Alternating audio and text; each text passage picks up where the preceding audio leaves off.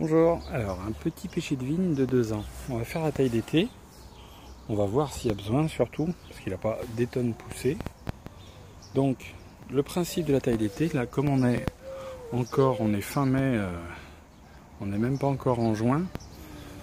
Certains arbres en ont besoin déjà, lui à peine. Voilà.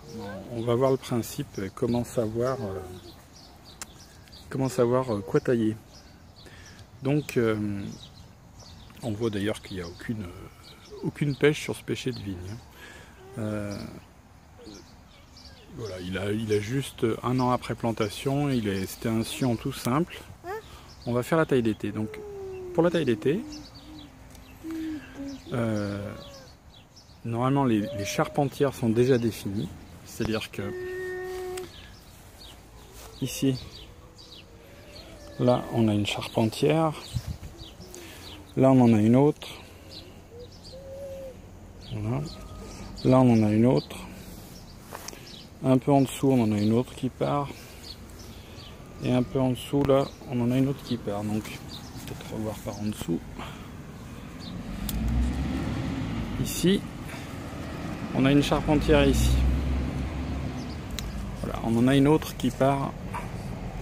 Donc une ici, là, on a une autre qui part par ici, qui a été définie, voilà. On en a une autre qui part ici, là, cette charpentière là, et on en a une autre qui part derrière, voilà. Plus une en dessous en plus. Donc ça fait 1, 2, 3, 4, 5, voilà. Il y a 5 charpentières sur ce petit arbre. Donc comme il est petit et puis que ça pousse quand même assez vite, hein, chaque rameau a pas mal poussé là. On voit ce qu'il a poussé cette année en taille d'hiver. J'ai coupé ici ce qui a poussé. Donc il y a le prolongement de la charpentière et un rameau, où on peut estimer le contraire hein, d'ailleurs. Puis même 2 rameaux ici. Donc qu'est-ce qu'on fait? Le principe, quand on a déterminé les charpentières, on ne touche pas les prolongements des charpentières. Voilà. Donc par exemple, on va prendre celle-ci qui est assez simple à voir. Voilà, la charpentière elle est là, ici. Il y a son prolongement ici. Voilà. Donc son prolongement, de toute façon, on ne le touche pas de l'été. On le coupera uniquement cet hiver. Ce qui a poussé cette année, qui va être un peu plus long, on coupera 1/3 de ce qui a poussé l'hiver prochain. Donc on ne le touche pas pour l'instant. Par contre, tous les rameaux qui sont partis là maintenant, on va les tailler dès qu'ils ont un peu trop poussé, on va les tailler à 7-8 feuilles quand ils ont dépassé 12-15. Alors on voit que c'est un peu tôt hein. Là lui il a pas vraiment 12-15 feuilles, lui non plus, même si on a perdu 2-3. Voilà, visite d'un frelon. Voilà, lui il en a 12-15, donc là, il y en a 3, 4, 5, 6, 7, 8, 9, 10, il y en a plus de 12. Voilà. Donc on va tailler à 8 feuilles, 7-8 feuilles en gros. Voilà. Alors c'est à quelques feuilles près. Hein. Si c'est un arbre très très vigoureux, on va couper à 8-9 feuilles. S'il est particulièrement pas vigoureux, on va couper à 6-7. Mais disons que 7-8 c'est la moyenne pour les pêchers. Voilà. Donc voilà, 3, 4, 5, 6, 7, 8, voilà, hop, on coupe par ici. Voilà. Donc, qu'est-ce que ça va faire? Ça va éviter qu'ils grandissent et ça va induire des bourgeons à fruits assez proches de la charpentière. Parce que la charpentière est là, donc l'idéal c'est d'avoir tout le long de la charpentière des rameaux avec 1 ou 2 pêches chacun. Voilà, donc c'est ce qu'on fait. Si on laisse grandir les rameaux, les pêches vont être à des endroits quelconques. Pas nécessairement proche, éventuellement même ça va mourir ce qui est proche. Voilà. Et voilà. Donc bon, c'est un peu tôt pour la plupart, donc je referai un tour prochainement. Donc pour cette charpentière, par exemple, c'est tout.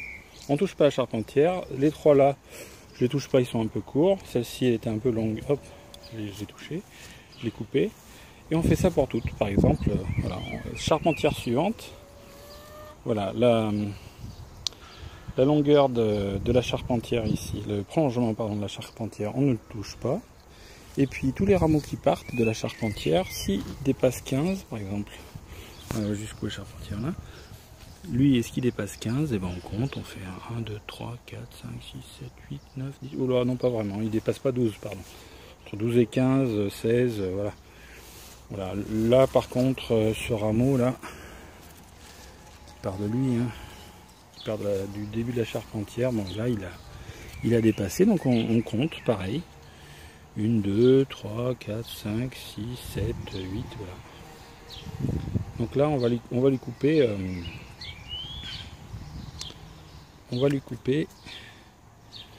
à 8 feuilles, voilà. Alors ça en dessous c'est un peu particulier, il y a une charpentière qui est un peu plus basse que les autres, il y en a même deux là.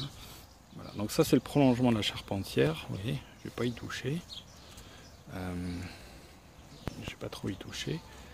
Et puis voilà, elle se fait des petits rameaux. Cette charpentière ici,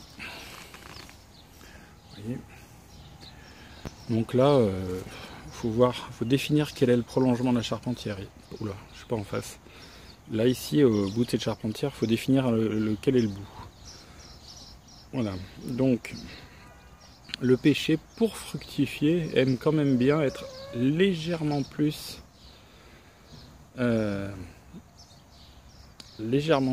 oblique, enfin c'est même sûr, hein, il aime être plus à l'oblique qu'à la verticale. Donc je vais choisir ça comme prolongement de charpentière finalement, et donc je vais considérer ça comme celui-ci comme mon rameau. Donc ce rameau là pareil, puisqu'il est entre 12 et 15 largement, 1, 2, 3, 4, 5, 6, 7, 8, voilà, hop. Et voilà, 8.